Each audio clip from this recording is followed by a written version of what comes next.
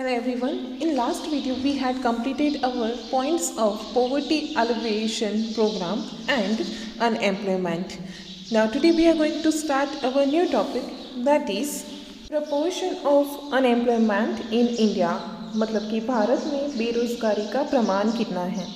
There is a difference in state wise condition of unemployment in India. कि unemployment का जो ratio है तो वो हर एक स्टेट के वाइज अलग है. Because of indifference of unemployment exchange in registering the details of people interested is getting job, it is difficult to make out exact or approximate figure. Still, on the basis of figure of labor and employment ministry of India and national sample survey NSS, we get an idea about comprehensiveness of unemployment. यहाँ पे जो registration किया गया है तो वो उनकी उदासीनता की वजह से, उनको जॉब ना मिलने की वजह से जो अप्रॉक्सीमेट फिगर है तो वो हमारे पास, जो एग्जैक्ट फिगर है वो हमारे पास नहीं आया है. और जो ministry of India and national sample survey NSS है तो उसकी वजह से हमें इतना तो आइडिया मिल चुका है कि जो अनएम्प्लॉयमेंट है तो उसका ख्याल कहाँ तक जा चुका है.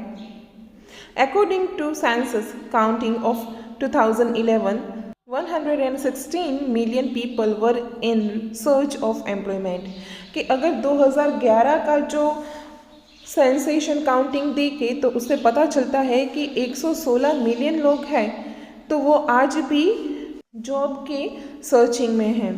32 million people were uneducated, unemployed and 84 million were educated, unemployed.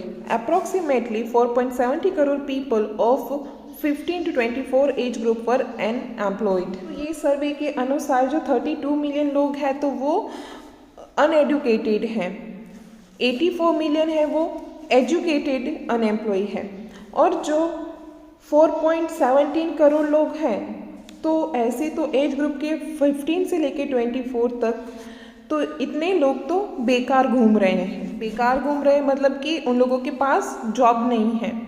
According to the survey of Labour Bureau, 2013-14 rate of unemployment in India was observed to be 5.4% and in Gujarat per 1000 people 5.4% and in Gujarat per 1000 people 12 persons, in the sense 1.2% were unemployed. जो labour bureau है तो उसके सर्वे के अनुसार ये पता लगा है 2013 और 14 का कि भारत के अंदर जो अनएम्प्लॉयमेंट का जो रेट है वो 5.4% है. और अगर गुजरात की बात की जाए तो उसमें पर 1000 पे 12 पर्सन्स, मतलब कि 12 लोग, मतलब कि 1.2% लोग बेरोजगार हैं. In 2009 and 10, per 1000 people, 34 persons in the ratio is 3.4% were unemployed in urban area in India. कि अगर 2009 और 10 की बात करें तो इंडिया में 1000 लोगों में 34 पर्सन्स, मतलब कि रेशियो देखा जाए तो 3.4% है तो वो अनएम्प्लॉयड है अर्बन एरिया में.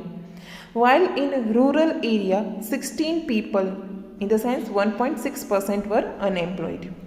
Ratio of educated unemployed was more in urban area.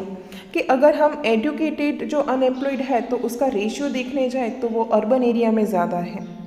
Rate of educated unemployment was more in urban area. कि जो एजुकेशन का रेट है अनएम्प्लॉयमेंट का तो वो अर्बन एरिया में ज़्यादा है. Rate of unemployment in women was 7.7% in 2013. कि अगर हम 2013 में जो वुमन का अनएम्प्लॉयमेंट का रेट देखें तो वो है 7.7%. In India, more unemployment has been witnessed in states like Sikkim, Kerala, West Bengal, Uttar Pradesh, Chhattisgarh, Jammu Kashmir and Tripura. While ratio of unemployment in Himachal Pradesh, Haryana, Karnataka, Chandigarh and Gujarat has remained low. अभी देखो India में मोर unemployment मतलब कि जो बेरोजगारी का प्रमाण है तो वो सबसे ज़्यादा कहाँ पे देखने को मिला है तो वो मिला है सिक्किम, केरला, वेस्ट बंगाल, उत्तर प्रदेश, छत्तीसगढ़, जम्मू कश्मीर एंड त्रिपुरा. और जब हिमाचल प्रदेश, हरियाणा, कर्नाटक, चंडीगढ़ और गुजरात की बात करें तो जिसमें बेरोजगारी का जो प्रमाण है तो वो नीचे रहा है, मतलब कि लो रहा है। Condition of employment in Gujarat is good and not worthy. अगर गुजरात में जो एम्प्लॉयमेंट की कंडीशन की बात करें तो वो अच्छी रही है, नॉट वर्दी रही है। Main reasons responsible for increasing unemployment in India are increase in population, theoretical knowledge only, lack of practical knowledge, lack of technical knowledge or skill, failure in providing complete employment, irregularity in rainfall in agriculture area and more risk, losing interest in agriculture sector, improper irrigation facilities, lack of alternative employment during time other than agriculture seasons, weak condition of cottage industries, household industries and small scale industries, caste system, joint family system, people are forced to follow traditional business or family business, lack of courage to set up new businesses, flaws in knowledge, skill, training and experience, immobility of labor, flawless planning of labor, low growth rate of industrial development, less rate of saving tendency, thus decreases in rate of capital creation was there. New businesses industry cannot be set up due to lack of investment। देखिए, अभी हम जितने भी videos देखे उसके अंदर हमने देखा कि अनएम्प्लॉयमेंट होने के रीजंस क्या है, तो वही के वही यहाँ पे बताए गए हैं। तो आई डोंट थिंक सो कि मुझे ये सारे फिर से हिंदी में ट्रांसलेट करने पड़ेंगे, बिकॉज ये आप समझ सकते हैं। तो ये सारे रीजंस हैं, तो वो अनएम्प्लॉयमेंट के लिए रिस्पॉन्सिबल है। Now moving towards to efforts to reduce unemployment, कि बेरोजगारी घटाने के लिए उपाय हैं, तो उसकी बात की गई है। Problem of unemployment is the weakest link of our planning. Poverty and unemployment are the two sides of the same coin. Both are interrelated. Main reason for poverty is unemployment. This challenging problem has mainly affected educated youth. As a result, they lost attitude of interest towards studies, negative effect on social and mental condition is seen. They become disappointed psychologically. If they remain unemployed for a long time, they get involved in antisocial or immoral activities, for example, drug trafficking, illegal activities, robberies, recovering, ransoms, etc. Increase in social and economic inequality is there. Class discrimination begin, fall in living standard when price rise, join unemployment conditions of the poor and unemployed becomes more narrowing and pathic. He turns towards narcotic drugs and other addictions. Thus, unemployment has proved to be deadly for individual, families as well as economy. कि जो बेरोजगारी की समस्या है तो वो हमारे planning की सबसे वीकेस्ट लिंक है। गरीबी और बेरोजगारी तो वो एक कॉइन के दो पहलू है, कि दोनों के बीच में जो संबंध है, मतलब कि जो रिलेशन है, तो वो बहुत ही ज़्यादा स्ट्रांग है। गरीबी का जो मेन रीज़न है वो है बेरोजगारी। इसके सबसे ज़्यादा जो असर है तो वो यूथ, जो एडुकेटेड यूथ है, उसके ज़्यादा देखने को मिलता है कि उन लोगों को एजुकेशन में से जो रस है वो निकल जाता है, प्लस में उनका जो मेंटली और जो सोशल जो पूरा सिस्टम है वो पूरा का पूरा हिल जाता है।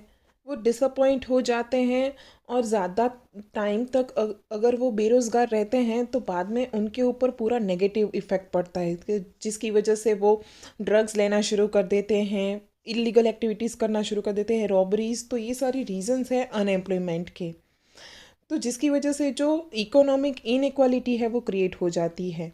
अभी जैसे जो इन लोगों का लिविंग स्टैंडर्ड होता है तो वो भी पूरा बिखर जाता है। जब भी कोई भी चीज़ का प्राइस है वो बढ़ता है अनएम्प्लॉयमेंट की वजह से, तो बाद में क्या होता है कि उनकी कंडीशंस हैं तो वो ज़्यादा बिगड़ती जाती है। यही सब रीज़न की वजह से वो नार्कोटिक ड्रग्स है तो उसके एडिक्शन का शिकार हो जाते हैं। इसके लिए जो अनएम्प्लॉयमेंट है उसकी असर वो पर्टिकुलरली एक पर्सन को नहीं पर उसके फैमिली को, पूरे इकोनॉमिक और सोशल So ये सारी चीज़ों के ऊपर इसका इफ़ेक्ट रहता है. We have studied about plans of government to remove unemployment while studying about poverty alleviation programs. Let's recall them. Other than those, many effective steps have been taken by the government, which are as follows. First one is by aiming high goal economic development of 10% per year, which is acceptable to all. Increase in capital investment and opportunities of employment.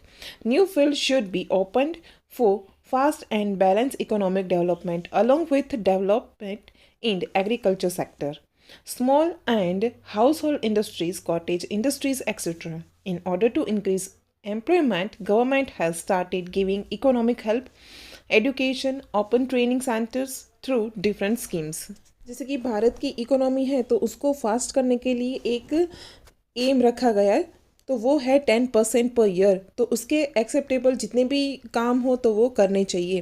Capital investment है तो उसकी opportunities जितनी increase हो सके employment के लिए तो वो भी करनी चाहिए. इकोनॉमिक सेक्टर में एग्रीकल्चर के अलावा जितने भी छोटे मोटे गृह उद्योग है, कुटीर उद्योग है, तो ये सब में जितने भी सेक्शन है इसमें, और कोई भी प्रदेश है मतलब कि कोई एरिया है तो उसके अंदर फास्ट और जो संतुलित विकास हो, तो ऐसे रोजगारी के नए क्षेत्र हैं तो वो खोलने चाहिए. सरकार है तो उन्होंने एम्प्लॉयमेंट बढ़ाने के लिए नई स्कीम्स जो कि इकोनॉमिक सहाय, एजुकेशन या तो ट्रेनिंग सेंटर्स है तो ये सारी शुरू किए हैं. Second one is government should lay stress on development of units using labor-intensive methods for productions of consumer goods, small and cottage industries, Gramyog, handloom and handicraft skills. For it, encouraging policies should be implemented in these schemes. कि जो श्रम प्रधान उत्पादन है तो उसकी method के according जो भी चीज़ें जो वो उत्पादन करते हैं तो उसके छोटे मोटे जितने भी इंडस्ट्रियल या तो कंज्यूमर गुड्स, तो ये सब चीज़ों के अंदर इनको प्रोत्साहन मिलना चाहिए. जैसे कि ग्रामोद्योग है, हैंडलूम, हैंडीक्राफ्ट, तो उसमें जितना भी विकास हो सके तो इसका विकास करना चाहिए. Third one is more number of people may be employed in rural area bye less investment by developing new method at the rural level in which more than one crop may be taken from the field in order to remove unemployment during the time when farmers are not engaged in agriculture.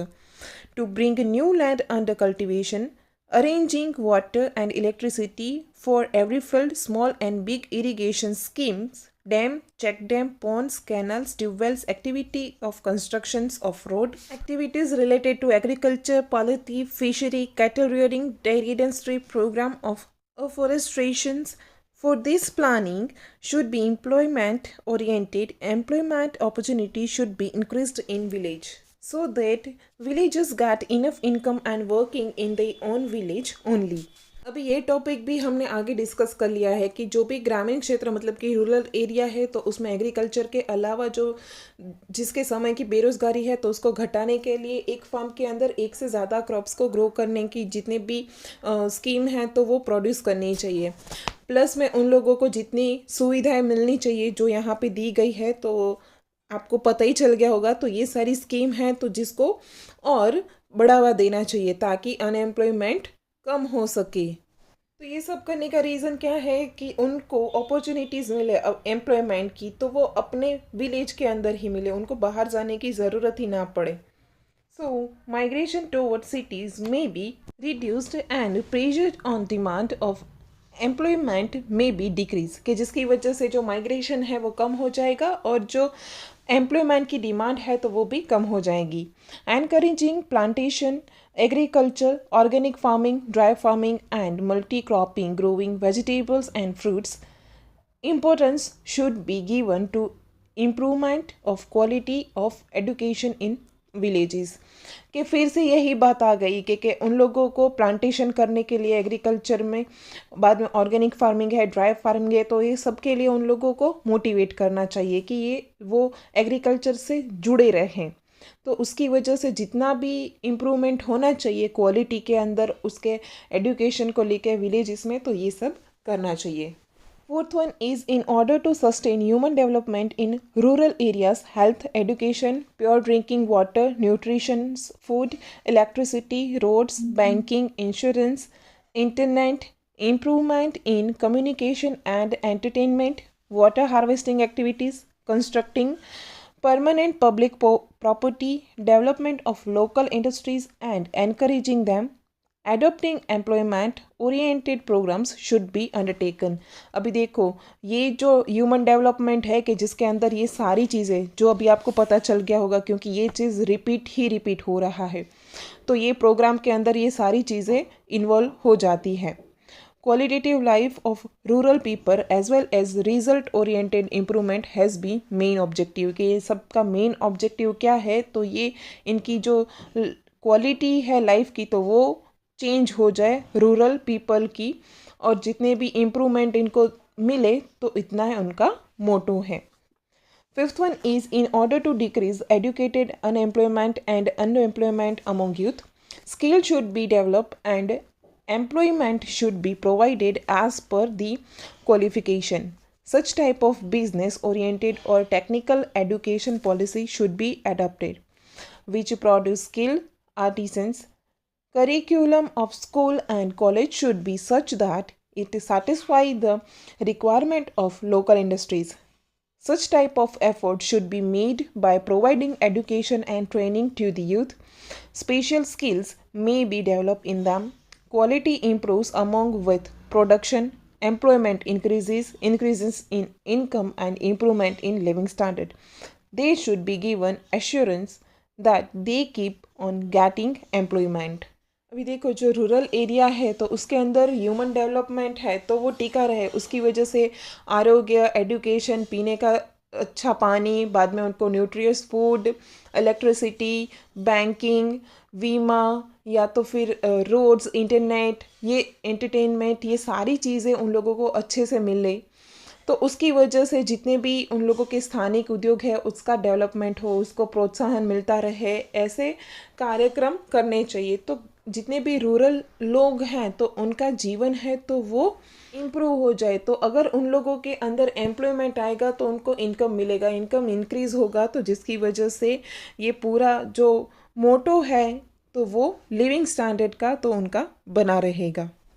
Now sixth one is Labour Ministry of India government and state government have implemented ambitious programs like Make in India, Skill India and Digital India to enhance knowledge, understanding, enthusiasm and work capacity of youth along with industrial development. For these, educational and training programs have been started to develop skills. Technical college and universities have been set up nationwide. They should provide education facility as per vocational curriculum and modern technology. Efforts are being made to fulfill requirement of employment through near curriculum in schools and colleges, vocational and technical education. At present, higher institutions like IIT and IIM are being established in most of the state of our country. अभी देखो ये जो पूरा point है वो education के ऊपर है, तो उसमें क्या है कि labour ministry of Indian government और जो स्टेट गवर्नमेंट है तो उन्होंने क्या एम्बिशियस प्रोग्राम किए कि make it India, skill India और डिजिटल इंडिया। तो इसके अंतर्गत जो इनको नॉलेज देना चाहिए, जो उसको अंडरस्टैंडिंग देनी चाहिए, जो भी वर्क की कैपेसिटी यूथ के अंदर हुई उसके लिए उसको इंडस्ट्रियल डेवलपमेंट प्लस में उसको एजुकेशनल ट्रेनिंग प्रोग्राम्स, तो ये सारी चीज़ें उसके अंदर डेवलप करनी चाहिए। टेक्निकल कॉलेजेस है, यूनिवर्सिटीज़ है तो वो भी नेशंस वाइड शुरू कर दिए हैं ताकि जो यूथ है तो वो वहाँ से एडुकेट हो सके। प्लस में उनको जो एजुकेशनल फैसिलिटीज़, जो उसके वोकेशनल करिकुलम है और प्लस में मॉडर्न टेक्नोलॉजी है तो उसकी भी फैसिलिटीज़ प्रोवाइड की जा चुकी है। तो अगर ये एफर्ट क्यों डाला गया कि अगर जो भी यूथ है तो वो पढ़ा लिखा होगा तो वो एम्प्लॉयमेंट के लिए रेडी होगा, तो जिसके लिए स्कूल है, कॉलेजेस है, वोकेशनल और टेक्निकल एजुकेशन है तो वो सब फुलफ़िल करने की जो रिक्वायरमेंट्स है तो वो यहाँ से की जा चुकी है। जैसे कि आज के टाइम में आप सब लोगों ने आईआईटी और आईआईएम का नाम सुना होगा, तो ये ऑलमोस्ट हर एक स्टेट में इसकी जो इंस्टीट्यूशंस है वो रखी गई है। Seventh one is government has opened new areas of employment to manpower. Lots of employment opportunities is there in computer technology, information technology, pharmaceutical, business management, packing and processing, outsourcing, marketing, catering, event management, office management, hotel management, share stock marketing, etc. अभी government ने है तो वो new areas open किए हैं, तो किस चीज़ के लिए किए हैं, तो एम्प्लॉयमेंट की सबसे ज़्यादा अपॉर्चुनिटीज़ मिल सके, तो जिसके अंदर ये business management, information technology, computer technology, packaging, processing, marketing, catering, event management, तो ये सारी चीज़ें इसके अंदर ऐड कर दी है। So new curriculum has been set up in the universities fulfilling local requirement.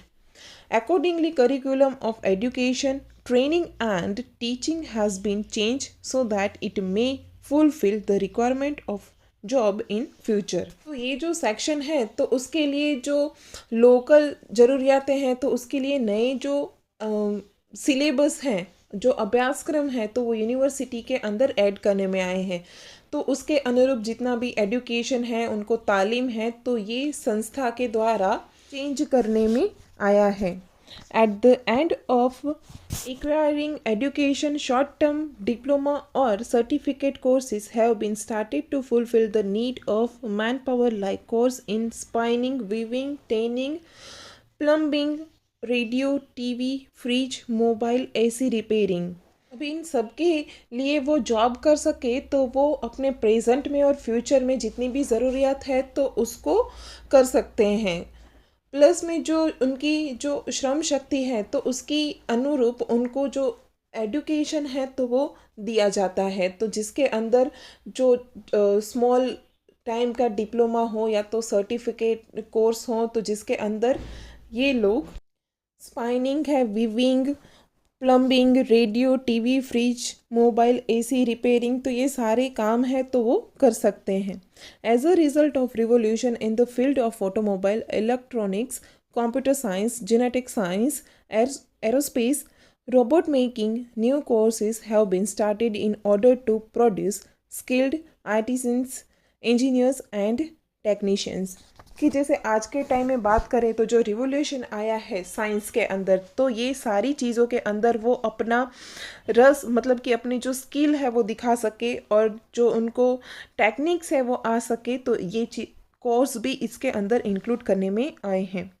It is try to provide loans at less rate of interest to the entrepreneurs under Startup India for promoting new business. कि यहाँ पे startup India ऐसा एक programme है तो वो शुरू करने में आया है, तो जिसके अंदर जिसको भी लोन चाहिए होता है तो उसको उनका जो इंटरेस्ट है तो वो कम रख के लोन भी प्रोवाइड कर सकते हैं, कि अगर जिनको न्यू बिजनेस स्टार्ट करना है।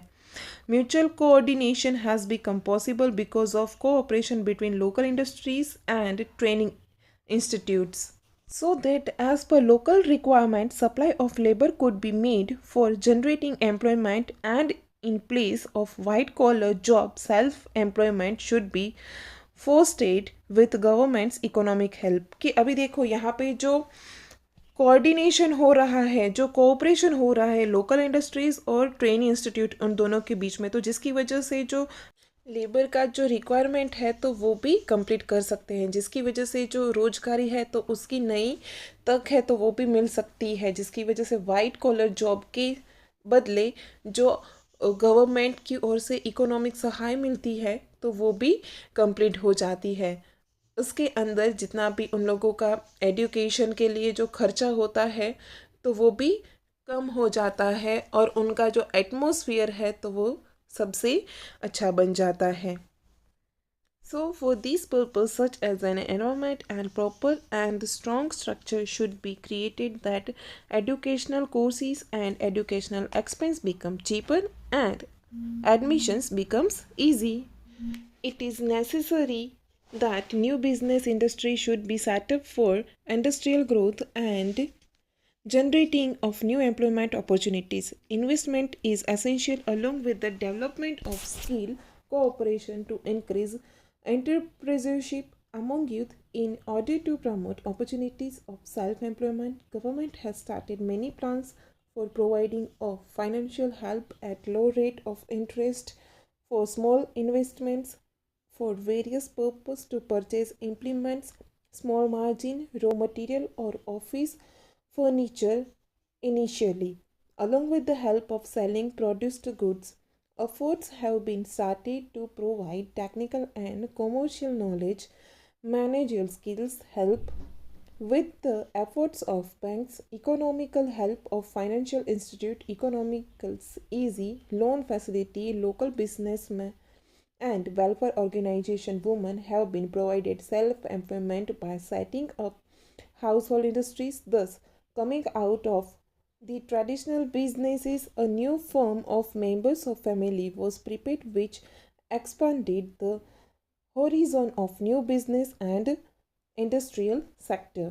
अभी देखिए ये जो पूरा पॉइंट है तो वो पूरा का पूरा इंडस्ट्री के ऊपर है कि जिसके अंदर नई इंडस्ट्रीज शुरू की जाए जिसकी वजह से रोजगारी है तो उसकी नई तक का सर्जन हो सके, जो व्यापार उद्योग है तो उसकी भी शुरुआत हो सके, प्लस में जितना भी यूथ है तो उनकी साहसिकता बढ़े जिसकी वजह से वो न्यू इंडस्ट्रियल है तो वो भी शुरू कर सके। तो उनके लिए उसको जितना भी इंडस्ट्रियल जो भी सहाय चाहिए तो वो यहाँ से मिल सकता है। जैसे कि यहाँ पे बात किया कि उन लोगों को फाइनेंशियल हेल्प मिल सके, बाद में जो वेरियस पर्पस है कोई भी इम्प्लीमेंट खरीदने के लिए तो वो भी ले सके, रॉ मटेरियल ले सके, फर्नीचर है तो उसके लिए भी, बाद में जो भी उसका जो प्रोडक्शन हो सके तो इसमें से उनको सबसे ज़्यादा सब्सिडी दिया जाता है। तो बैंक की फैसिलिटीज़, इकोनॉमिकल जितनी भी हेल्प है, जो लोन की फैसिलिटी है तो वो सब यहाँ पे इन लोगों को मिल जाता है। तो वुमन की बात की जाए तो वुमन को जो गृह उद्योग है तो उसकी रोजगारी भी यहाँ से उन लोगों को मिल जाती है, ताकि इनका जो परंपरागत जो व्यवसाय है तो उसमें से वो बाहर निकल के पूरे फैमिली का कोई भी एक पर्सन हो तो वो अपनी नई पीढ़ी है वो तैयार कर सकता है। Next one is employment exchange centers works as a chain between unemployed and owners who were in search of such youth who were looking for employment, laborers, workers or educated skilled and unskilled laborers. This organization provide authentic information regarding registration of educated employment, this place and the types of work. It gives guidance in choosing one's own career. These centers provide sufficient information through magazines like Rozgar Karkirdi. It provides free services through Model Career Center and helpline number 1800 425 1514. Helps people by providing them important information, skill program, employment fair, etc. Till 2015, there were 947 employment exchange centers in our country, in which till 2013, 468.23 lakhs unemployed had registered all over the country, while in Gujarat, 8.30 lakh unemployed had registered their names. यहाँ पे जो employment exchange centre है तो उनके बीच में एक chain है, तो जिसकी वजह से जो भी काम ढूंढ के कोई भी पर्सन है, बाद में जो लेबर्स है या तो कामदार है, चाहे वो एडुकेटेड हो या तो ना हो, तो ऐसे जितने भी यूथ है तो वो काम देने के लिए जितने भी मालिक हैं तो उनके साथ इनका एक जो लिंक है तो वो कनेक्टेड है।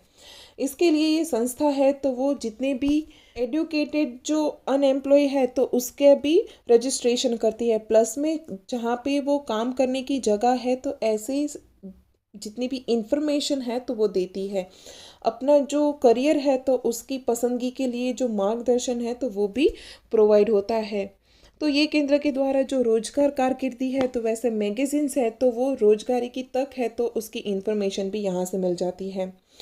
मॉडल करियर सेंटर के द्वारा जो हेल्पलाइन नंबर है 1800 तो उसके द्वारा लोगों को इनकी इन्फॉर्मेशन मिल जाती है। तो जो एम्प्लॉयमेंट फेयर है, स्किल प्रोग्राम है, इन्फॉर्मेशन है तो वो सब यहाँ से उन लोगों को प्रोवाइड हो जाता है। अगर हम अपनी कंट्री की बात करें तो दिसंबर 2015 तक यहाँ पे 947 एम्प्लॉयमेंट एक्सचेंज सेंटर थे, जिसमें दिसंबर 2013 में 468.23 लाख जो बेरोजगार थे वो देश में थे, और गुजरात में 8.30 लाख बेरोजगार की जो रजिस्ट्रेशन है तो वो हुई है।